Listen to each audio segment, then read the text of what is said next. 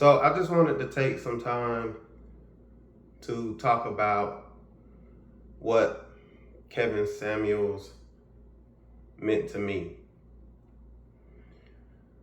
I didn't know him. I'm just a regular guy that works a 9 to 5. But he did have an influence on my life and the way I see things. The first thing that I can think of is to never give up. When you sit up and you think about Kevin Samuels, he was in his 50s and he had not been on YouTube for 10 years. I think he had only been on there for like 5 years or something like that. So he went his whole life in the rat race, if you will, and then he starts his YouTube channel basically in his 50s, and he made it to a very high level when you think about his income and his status, the lifestyle he was able to achieve for himself. So, you sit up and think about that, and maybe things aren't going the right way for you. Maybe they won't be going the right way for you for a long time. But never give up, because you don't know when you're going to make it. You could make it in your 60s, and that sounds like it is a long time, but imagine if you don't make it until your 60s to whatever goals you're trying to get to in life. Imagine you don't make it until your 60s, but you live to your 90s. So that's still 30 more years of being able to live the type of life that you want. So just because things aren't the way you would hope that they would be at the time that you would hope that they would be there, still never give up. Keep trying, keep pushing. As he would say, build it while you fly it, because you never know how it's going to go. And you don't know how long you have. Again, you might not make it until your 60s, but if you actually live to be 90 something, then that's still a pretty long time. Another thing that he impacted my thought process about was a lot of people, guys and girls,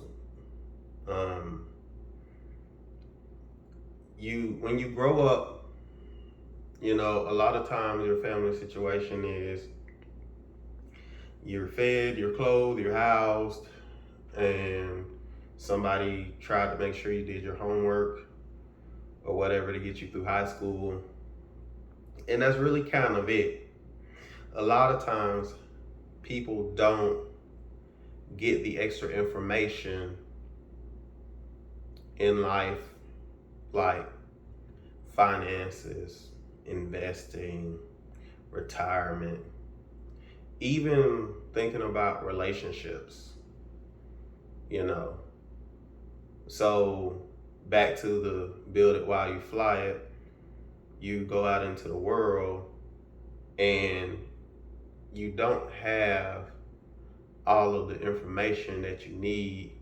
And so you're kind of just winging it and experiencing things as you go through it versus learning the information and then going through it and then being able to apply the information that you've already learned. So you end up having to learn from your mistakes.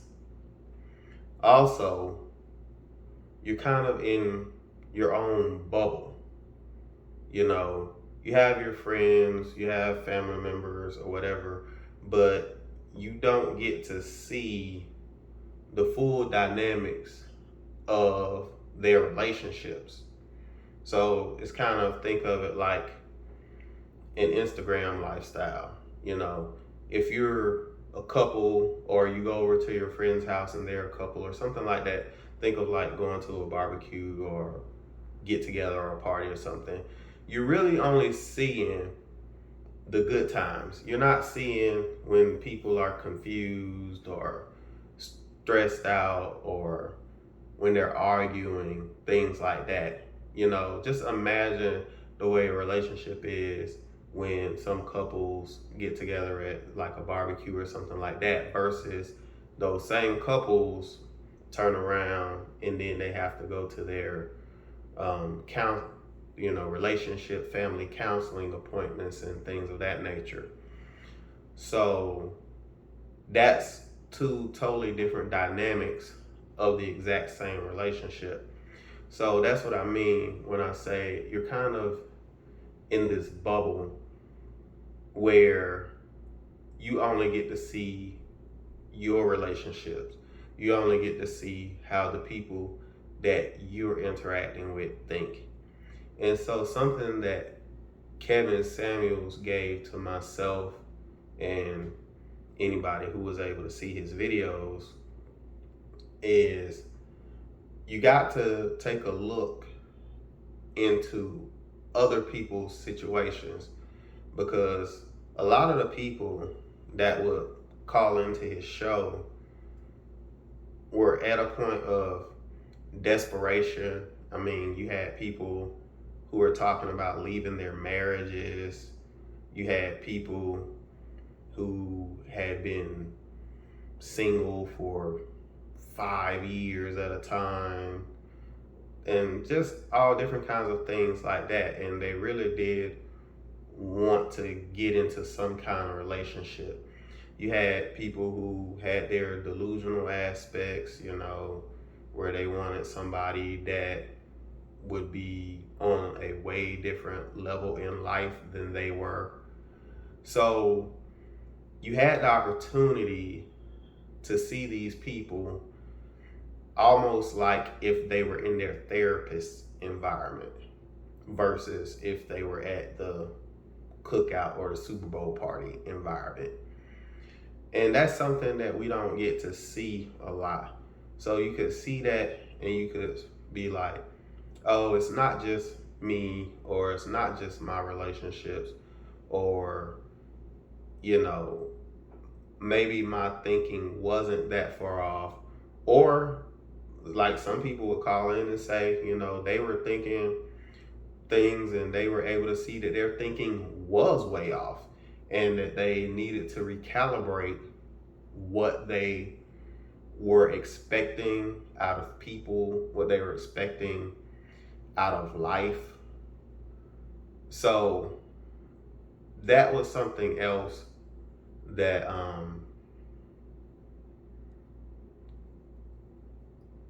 I really think that had a big influence on myself as well as other people who were able to see his content. Another thing that he brought up that people don't really get to think about, well, not that they don't get to think about, they just don't think about it, or it's not brought up to them until it's too late. Your end of life expectations, how you're going to get there, like your retirement, dealing with your 401ks, dealing with any kind of health issues, going through that stuff with somebody else or going through it alone, expecting your kids to do things for you or not do things for you. A lot of people don't think about that. You get so caught up in your day-to-day minutia, that you just don't have the mental bandwidth to think about that. But that stuff is really important. And then the next thing you know, you're looking down the barrel and maybe retirement is 10 years away, and you haven't really considered it when you should have been considering it at a minimum of 10 years prior to that, and actually at the beginning of your work life, 18 to 23, you really should be planning for those things. And the fact that he was able to bring that up and point that out to people and show where so many people are lacking with their end of life expectations and goals and progress, that was something that I felt like was very impactful. And I've always thought about it because, you have to sign up for the 401k on your job or change your percentages or different things like that. But it really took more of a picture in the forefront of my mind, at the front of my mind, in my thought patterns and things like that. So I started investing a lot more heavily after hearing that. I started looking at how my 401k was distributed after that, and just more having it on my mind and trying to figure out how would I be in a good position at the end of life, or what can I do to try to get into a better position at the end of life. So that's something that I appreciated him for. Another thing that I felt like was a very important thing that he would bring up was making relationships. I myself was an only child, like he said he was many times. So for someone like myself, it could be difficult to focus on relationships outside of romantic relationships, your friendships, your business relationships, how important building a network is. That's also something that wasn't really expressed to me, not on a consistent hammer into your head kind of basis, like things need to be. So that's something I started thinking about more, trying to maintain contact with people, trying to be more proactive with reaching out to people, and just trying to foster those relationships. And how can I be more useful to others? And how can relationships be beneficial for both parties? And that's something that's really hard to do, because you have to kind of figure out what other people need. You have to figure out what your strengths are, what your weaknesses are. And at the same time, it's kind of like that's thinking of it as a business aspect, kind of like how people say marriage is a business. So that's thinking of your friendships kind of as a business aspect. But I mean, even in a friendship, you don't want it to be one sided where only you're getting something out of it or only the other person is getting something out of it. Everybody needs to be able to get something out of it. And just that whole concept of being useful to the group, that's just, these kinds of things just aren't normally talked about. So that was something else that I felt like was really important. Another thing that he talked about, that stuff was from your earlier days, just your sense of style. Everybody kind of gets into this sense of style as they grow up, and that's kind of what you're comfortable with. Like maybe you're a jean person, you know, jeans and t-shirt. Maybe you're a jersey and Jordans kind of person. Maybe you're a button down cargo pants or khakis and polo shorts and polo shirts and things like that. But people tend to get into one style, and that's kind of where they are. Like they're always wearing jeans, unless it's something like an office environment. Maybe you have to wear uniforms, or maybe you have to wear like business casual attire or something like that. But outside of that, your style tends to be that one way that you've gotten most comfortable with. So just being more versatile with your style, like you might be a jersey person, but have a couple of suits. Maybe you're a suit person, but you need to be able to do the button down, or you need to be able to have that casual wear, or just to have a more versatile wardrobe. And the importance of like smelling good.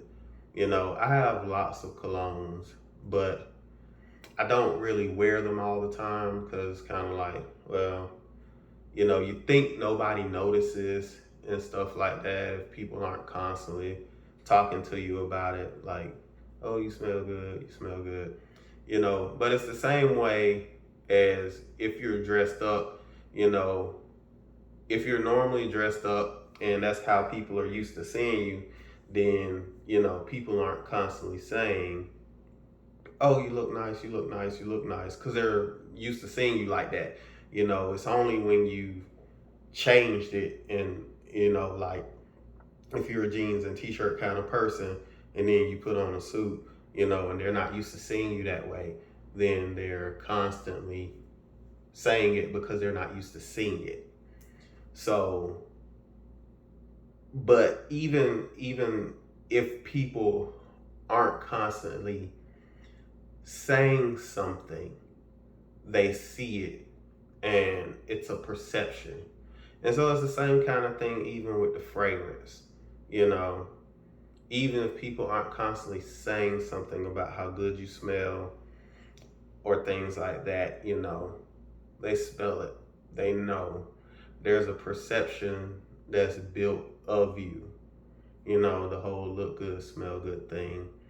Um, a lot of people don't have people in their lives to tell them that kind of stuff, to tell them about style, to tell them about fragrance, to tell them about this or that. And so just him putting that concept out there and that information out there on the times that he talked about that, just to get people thinking about stuff like that.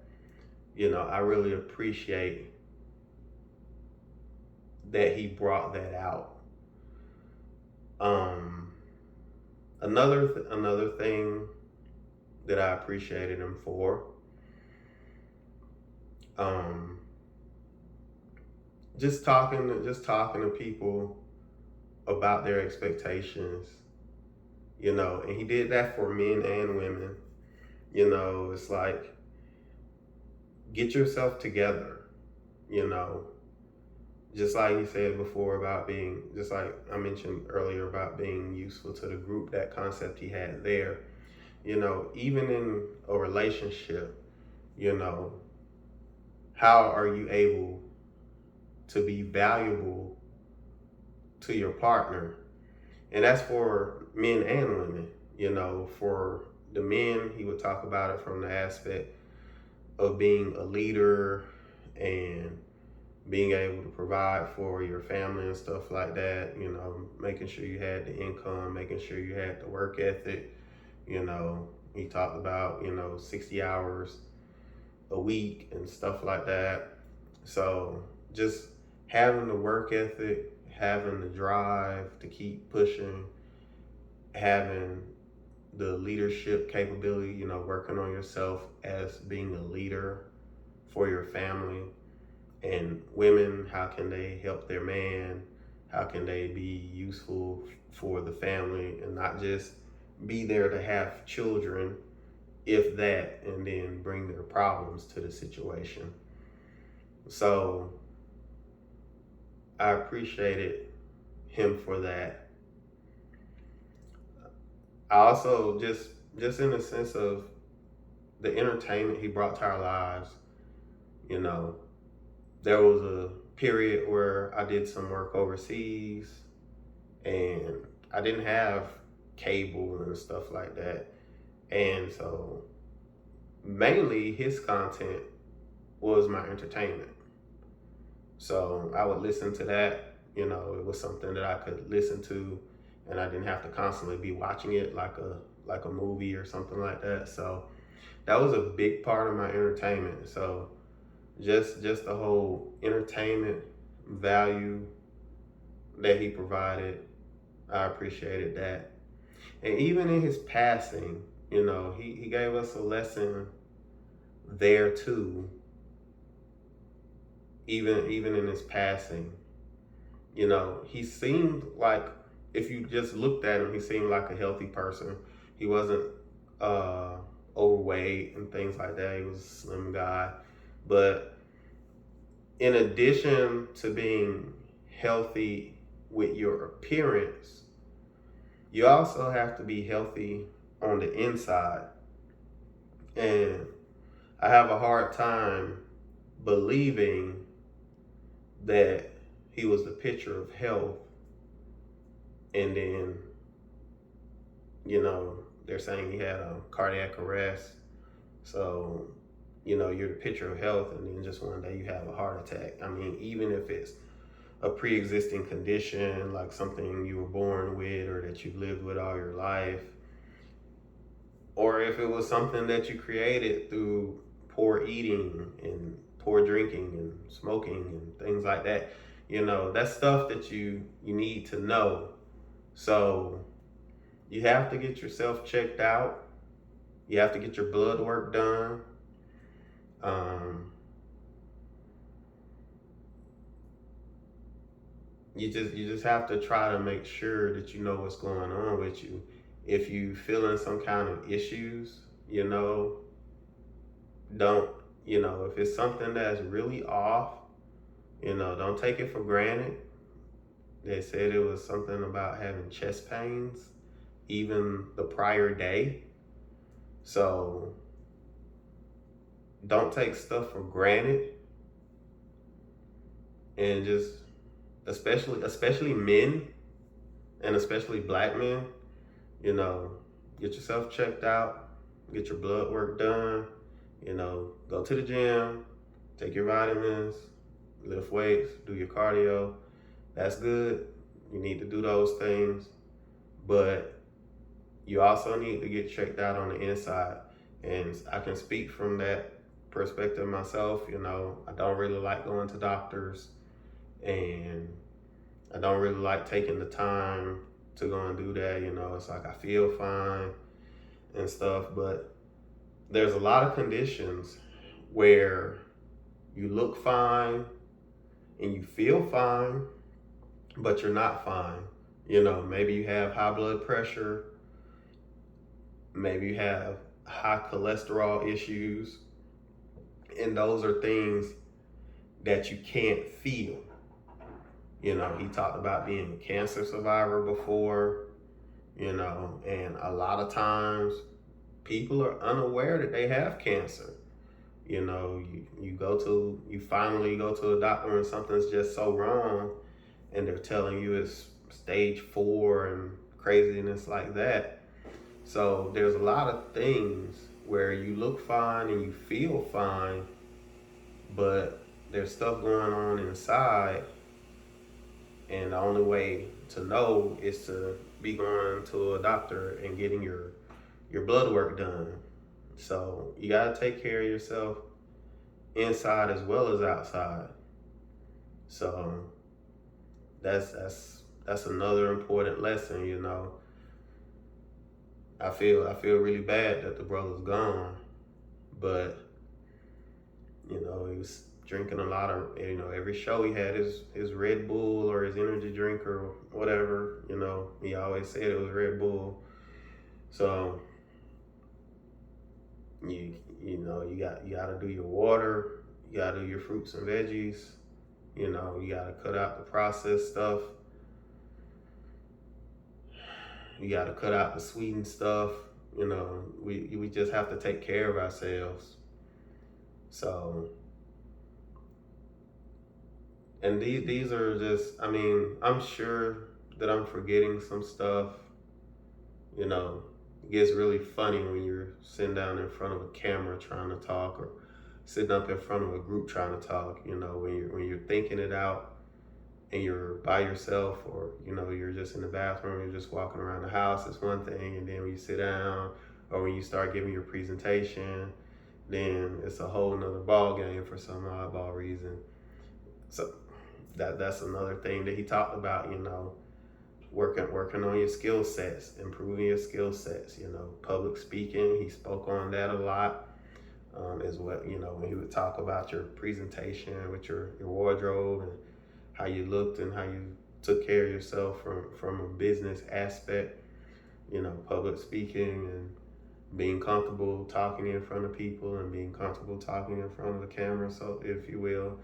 So that was just so many things that he talked about, that he put out into the ethos for just people to even be able to consider, that you normally don't, because people aren't sitting around talking about those kinds of things in your day-to-day life. You work and you deal with your relationship issues, or your lack of relationship, and that could be issues for you. And then you just try to do your mental escape, and you don't talk about these things, but they're very important things that affect your life for the rest of your life.